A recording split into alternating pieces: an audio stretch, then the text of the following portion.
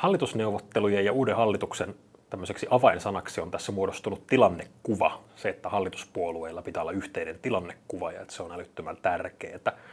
Mutta yhtä lailla se yhteinen tilannekuva pitäisi löytyä oppositiolta ja etenkin näiltä punaviherpuolueilta, mitä meillä siellä 3 kappaletta on. Ja sen tilannekuvan avain on siinä, että tällä hetkellä vasemmistoliitolla, SDP:llä ja vihreillä, jos ne lasketaan mukaan, laskutavasta riippuen, on vähemmän paikkoja kuin SDP:llä yksinään oli vielä 20 vuotta sitten.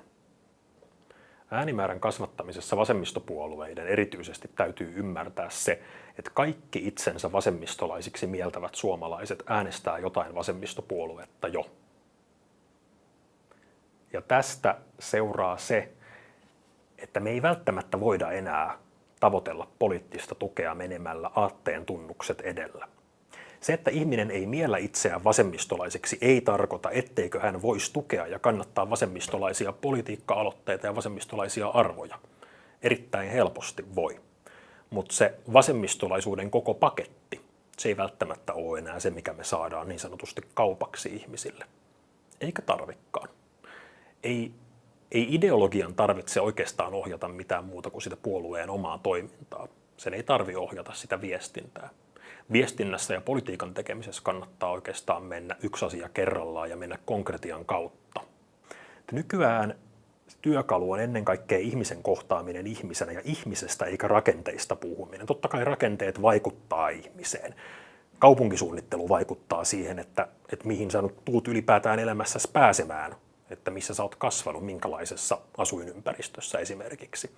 Mutta sitä voi olla pikkasen vaikea puhua tuolla vaalikojulla ihmisille, mielellään vaalien välilläkin tietysti.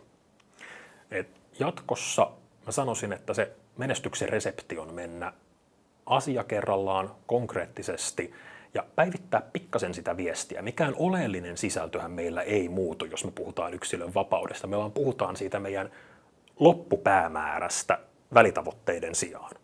Ei siinä ole mitään vikaa. Iso osa vasemmiston ongelmaa on se, että puuttuu oma talouspoliittinen agenda ja selkeä oma taloudellinen vaihtoehto. Tämähän nähtiin nyt eduskuntavaaleissa. Että meillä oli siinä rivi isoja miehiä leikkauslistojensa kanssa tappelemassa siitä, että kellä on pisin. Oikeastaan Paavo Arhimäki oli ainoa, joka otti vähän hajurakoa tähän kalisteluun. Ja tämähän on aivan absurdia.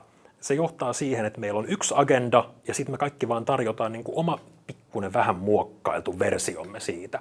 Jos me mietitään, että mikä oli tilanne ihan siis vaikka 10 vuotta sitten, kun Jyrki Katainen päätti, että menestyksen resepti kokoomukselle on viedä kokoomusta reilusti keskelle, ruveta puhumaan hyvinvointivaltion, hyvinvointiyhteiskunnasta ja semmoisesta reiluudesta ja lisää palkkaa sairaanhoitajille. Tämähän on varmaan siis sosiaalidemokratian suurin menestys tässä 2000-luvulla, että kokoomus menestyi pelkästään leikkimällä demaria. Mutta tällä hetkellä me kaikki leikitään kokoomuslaista, eikä meillä kellään mene erityisen hyvin. Vasemmistopuolueet ei saa yhtäkään uutta ääntä tappelemalla keskenään siitä porukasta, joka mieltää itsensä vasemmistolaiseksi jo valmiiksi. Se on jatkuvasti kutistuva joukko ihmisiä. Sen sijaan meidän täytyy suunnata sen ulkopuolelle ja kysyä, että miten me saadaan ne ihmiset, joille se politiikka ei ole osa heidän identiteettiä, miten he saadaan tukemaan vasemmistolaisia arvoja, ajatuksia ja puolueita.